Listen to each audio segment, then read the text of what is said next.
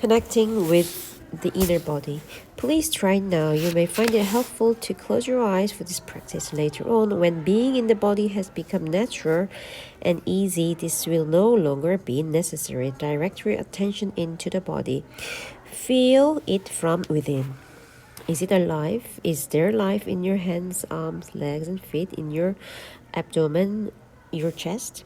Can you feel this subtle energy field that pervades the entire body and gives vibrant life to every organ and every cell? Can you feel it simultaneously in all parts of your body as a single field of energy? Keep focusing on feeling your inner body for a few moments. Do not start to think about it. Feel it. The more attention you give it, the clearer and stronger this feeling will become. It will feel as if every cell is becoming more alive, and if you have a strong visual sense, you may get an image of your body becoming luminous. Although such an image can help you temporarily, pay more attention to the feeling than to any image that may arise. An image, no matter how beautiful or powerful, is already defined in form, so there is less scope for penetrating more deeply. The feeling of your inner body is formless, limitless, and unfathomable. You can always go into it more deeply. If you cannot feel very much at this stage, pay attention to whatever you can feel. Perhaps there is just a slight tingling in your hands or feet. That's good enough for the moment. Just focus on the feeling your body is coming alive. Later, you'll practice more and more. Please open your eyes now and keep some attention in the inner energy field of the body, even as you look around the room. The inner body lies at the threshold between your form identity and your essence identity, your true nature. Never lose touch with it. Transformation through the body. Why have most religious condemned or denied the body? It seems that spiritual seekers have always regarded the body as a hindrance or even as sinful. Why have few seekers become finders? On the level of body, humans are very close to animals. All the basic body functions, pleasure, pain, breathing, eating, drinking, defecating, sleeping, to drive to find a mate or procreate, and of course birth and death we share with the animals. A long time after their form a state of grace and oneness into illusion, humans suddenly woke up in what seemed to be animal body, and they find this very disturbing. Don't fool yourself, you are no more than an animal. This seemed to be the truth that was starting them in the face. This seemed to be the truth that was starting them in the face, but it was too disturbing a truth to tolerate. And Adam and Eve saw that they were naked and they became afraid. Unconscious denial of their animal nature set in very quickly.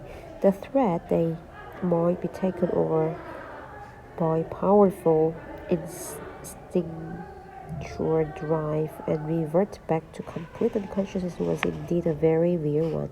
Shame and taboo appears to run certain part of the body and bodily functions, especially sexuality.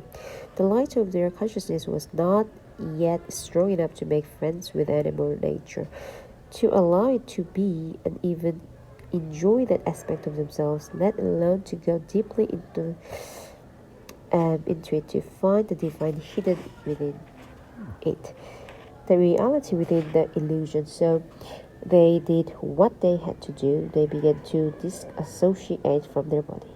They now saw themselves as having a body rather than just being it. When religion arose, this association became even more pronounced as you are not your body belief. Countless people in East and West throughout the ages have tried to find God's salvation or enlightenment through denial of the body. This took the form of denial of sense of pleasure and of sexuality, in particular, fasting and other ascetic practice. They even inflicted pain on the body in an attempt to weaken or punish it because they regard it as sinful. In Christianity, this used to be called mortification of the flesh. Others try to escape from the body as entering trance state or seeking out of the body experiences. Many still do. Even the Buddha is said to have practiced body denial through fasting, an extreme form of asceticism, for 6 years. But he did not attain enlightenment until after he had given up this practice.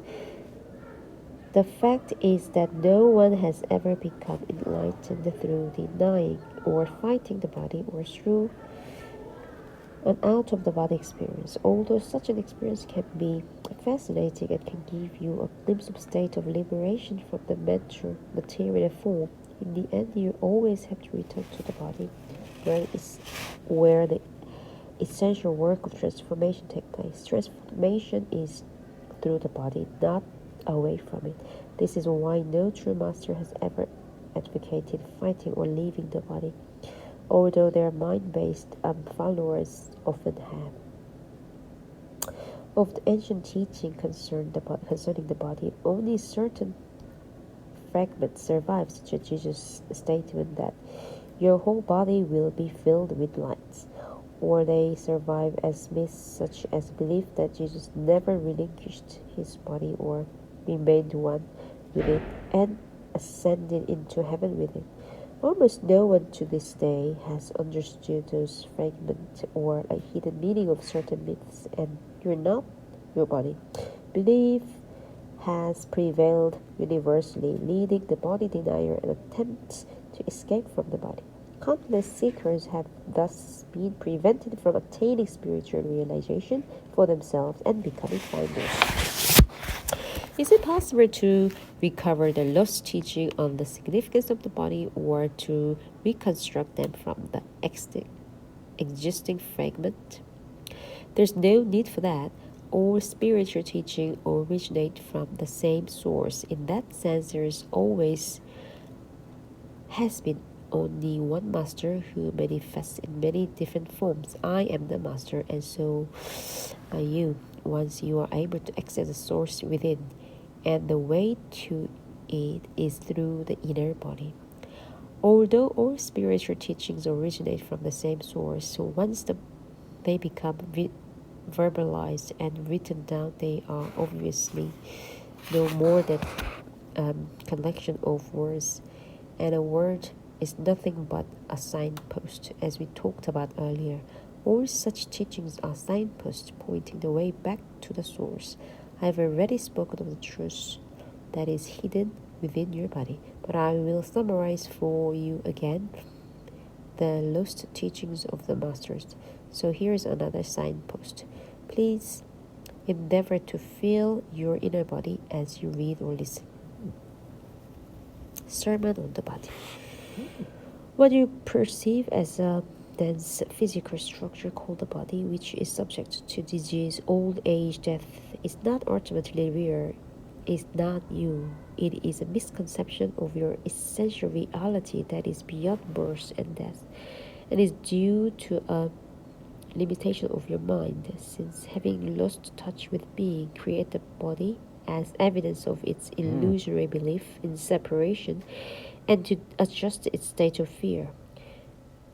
But do not turn away from the body, for within that symbol of impermanence, limitation, and death that you perceive as illusory creation of your mind is concealed the splendor of your essential and immortal reality. Do not turn your attention elsewhere in your search for the truth, for it is nowhere else to be found but within your body.